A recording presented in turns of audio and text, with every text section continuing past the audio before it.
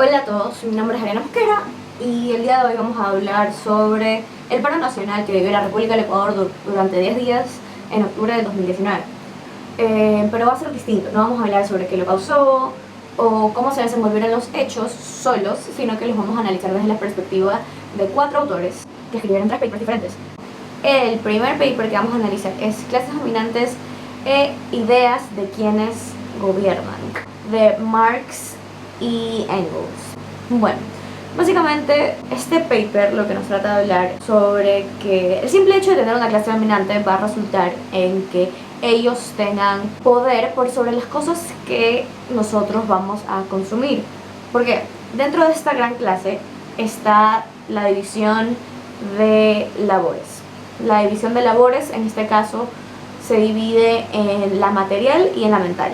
Ellos tienden a estar dentro de la mental, ya que son los pensadores, quienes producen diversas ideas y que al final del día, dentro de toda esta producción mental, termina siendo consumida por quienes laboran en la producción material de las cosas.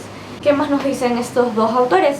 Básicamente que el simple hecho de tener una clase dominante va a hacer que nosotros consumamos cosas que ellos quieren que nosotros consumamos, debido a que muchas veces lo que ellos nos dicen o difunden es comunicado hacia nosotros como que son cosas universales, verdades absolutas y cosas que en verdad tenemos que saber.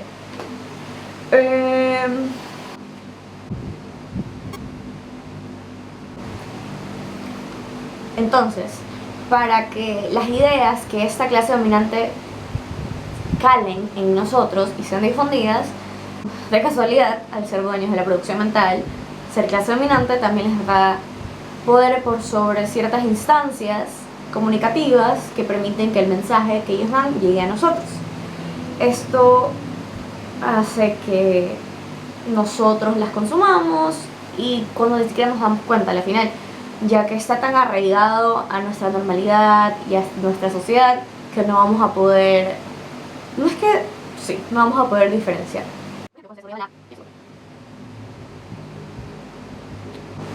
Los autores también mencionan de que puede existir una instancia en la que las clases dominadas se rebelen ante la clase dominante. ¿Por qué?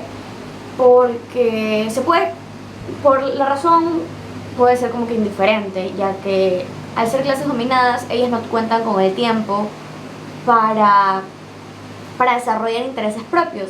Por consiguiente, cuando se rebelan en representación de toda la sociedad y de toda las clases dominadas. ¿Esto en qué resulta? En que la revolución que ellos ejecuten, sea solo por un grupo pequeño, va a representar el deseo de la sociedad completamente, y además esta pequeña revolución liderada por estas personas va a dar un ejemplo a las otras clases dominadas para que se rebelen para que se rebelen en contra de las clases dominantes. Trasladando el pensamiento de Marx y Engels a la actualidad, no solo a la actualidad, al Ecuador, quisiera decir, desde mi punto de vista, que la parte más destacable es este concepto de revolución desde las clases dominadas. Y trasladándolo al paro nacional del Ecuador, podemos ver que los primeros grupos que decidieron protestar en contra del decreto 883 fueron los transportistas. Los transportistas obviamente no son un grupo reducido en cuestión a su tamaño, sin embargo no es un grupo completamente grande o representativo de toda la sociedad ecuatoriana.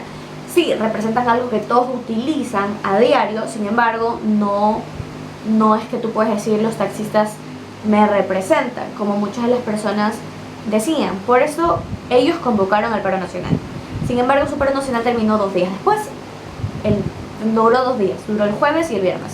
Sin embargo, los indígenas habían apoyado desde el principio lo que establecían estas organizaciones transportistas. Al ver que ellos se estaban yendo hacia atrás, los grupos y nacionalidades indígenas decidieron salir y tomar la batuta de todas estas manifestaciones, y para poder así demostrarle a la sociedad que iban a ser consecuencias que todas las personas de clase baja y media baja iban a terminar sufriendo. Por consiguiente, ellos no solo representaban los intereses de sus grupos como indígenas o los intereses de los transportistas, ellos también hablaban por la sociedad ecuatoriana, porque la sociedad ecuatoriana no es solo clase alta, clase media, es un todo. Entonces siento que aquí se debe ver reflejado mucho el pensamiento de Marx, con que una parte de la sociedad, de las clases dominadas, puede sacar y hacer el ejemplo. Bueno, ese fue el primer paper a analizar, el de Marx y Engels. El segundo es Hegemonía Cultural de Gramsci, de Antonio Gramsci. Antonio Gramsci es al primero que se le atribuye el término hegemonía. Y él explica que la hegemonía es quien lidera.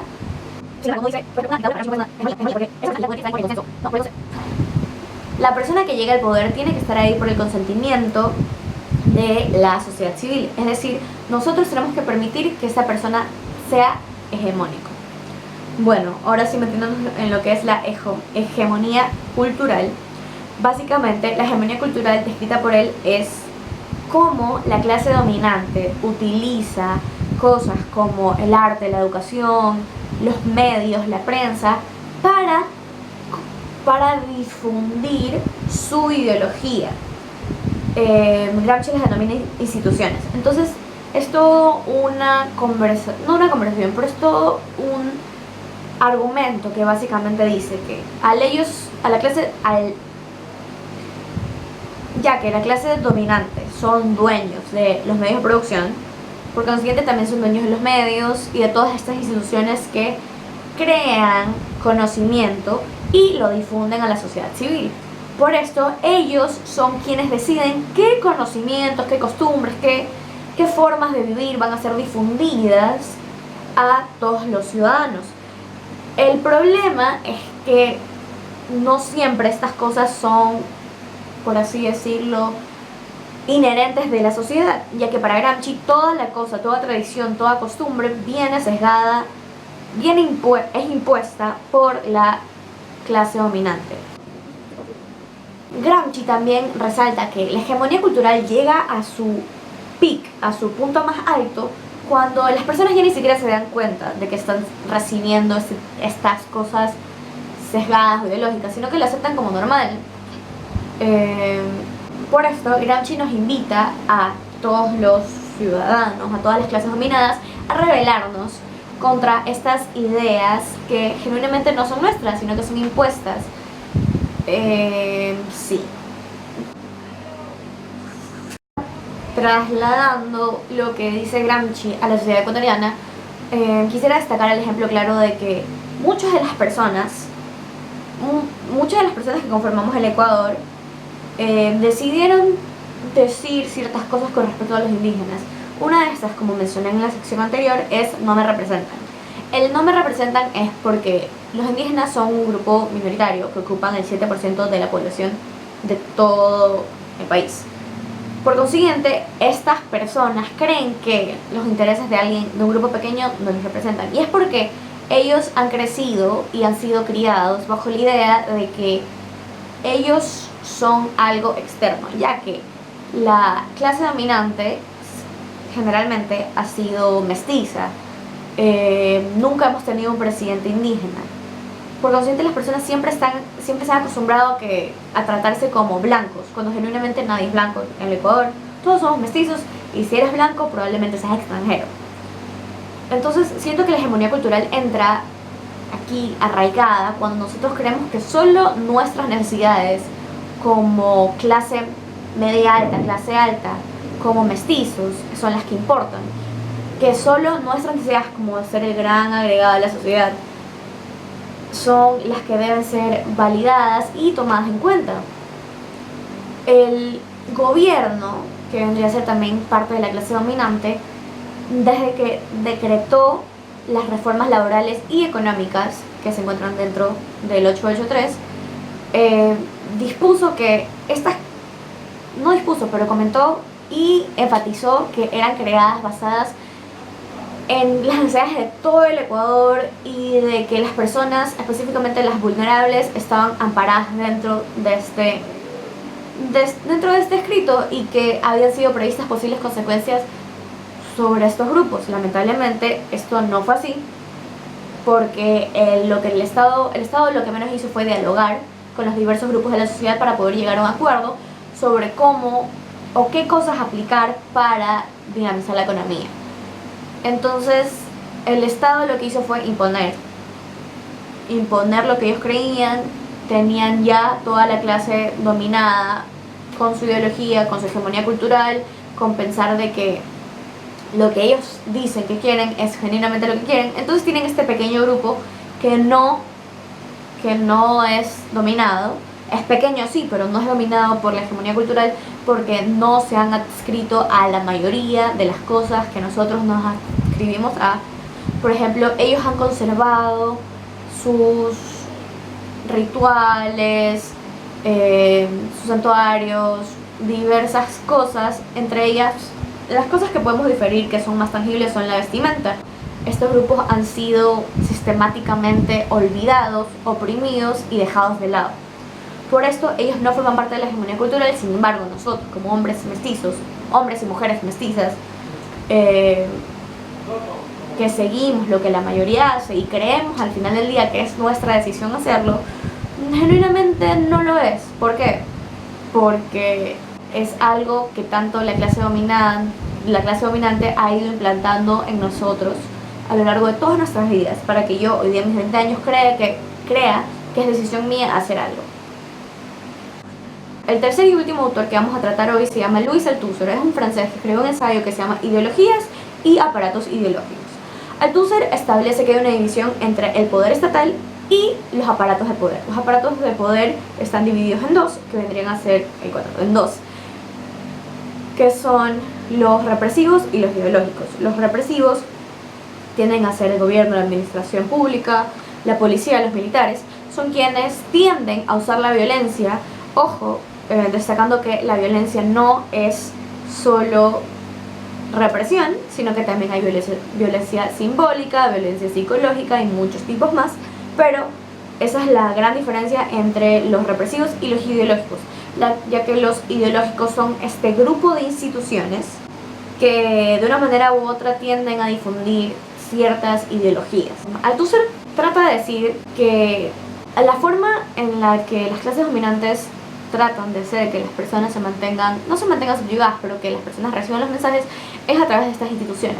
Algunas que él menciona son las religiones, la escuela, el arte y muchas otras cosas más, los medios también. Vemos que este patrón se va repitiendo con los otros autores, pero la diferencia de Althusser es que él destaca que estas instituciones que forman parte del aparato ideológico no son de dominio público, es decir, pertenecen al sector privado. Él dice que para que lo público y lo privado puedan existir, el Estado tiene que ser una precondición. Es decir, el Estado está por encima de estas dos esferas y abarca las dos esferas. Por esto él puede utilizar estos aparatos ideológicos. También destaca que estos aparatos ideológicos difunden diversas ideologías. Por ejemplo, dentro de religión, del aparato religioso, si hablamos de la Iglesia Católica, nos encontramos con una persona que cree en Dios, cree en la Virgen María, cree en la Santísima Trinidad. ¿Por qué las personas actúan de acuerdo a una ideología? Porque la ideología deja de ser algo tan banal, sino que se convierte en la forma en la que las personas interpretan su realidad. Entonces, Althusser nos habla de que esa es la forma en cómo la ideología cala en cada ser humano. Sin embargo, se pregunta, ¿qué tiene que ver la religión con la ideología de las clases dominantes?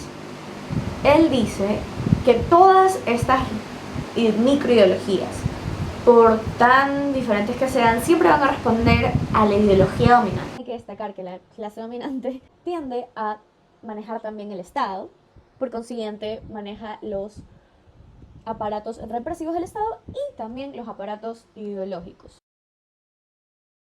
Me pareció muy interesante cómo Althusser hace esta diferencia de que a pesar de que los aparatos ideológicos sean parte del sector privado, tienden a difundir la ideología de la clase dominante. Me pareció muy semejante a los medios de comunicación, tales como fue el caso de Ecoavisa y Teleamazonas, los cuales no están ligados al Estado, sin embargo, pero están súper alineados con lo que el Estado estaba profesando. Por consiguiente, cuando el Estado publica el decreto 883, ellos empiezan a entrevistar solo a personas que están a favor del decreto 883. Y dentro de la cobertura de las protestas, ellos solo mostraban a personas que estaban a favor del decreto y en contra de las protestas. Si iban y se encontraban con una persona que decía que estaba completamente a favor de que gente salga y manifieste al final del día lo que quieren. Lo que hacía Ecoavisa era quitarles el micrófono a las personas, pero tenían al presidente de la Cámara de Comercio hablando en las noticias de las mañanas y cubrieron la marcha de paz liderada por la alcaldesa Cintia Viteri y el exalcalde Jaime Nebot, y no se privaron de dejar que cualquier persona, no cualquier persona, pero que los asistentes a esta marcha digan lo que pensaban con respecto a los indígenas, los protestantes y el decreto. Entonces ahí ellos no buscaron ningún tipo de censura, mientras que dentro de las protestas con las personas que estaban manifestando lo que simplemente creían, ahí sí les decían, ¿sabes qué? Muchas gracias, no, y los cortaban, los censuraban. Y esto Althusser lo determina como una forma en la que los aparatos ideológicos no son solamente ideológicos, ya que también tienen tintes represivos, ya que utilizan formas como la censura. Bueno, creo que esta es la forma en la que problematicé esto. Espero que les guste, me disculpen por la mala calidad. Y bueno, así soy. Cuídense, les mando un besito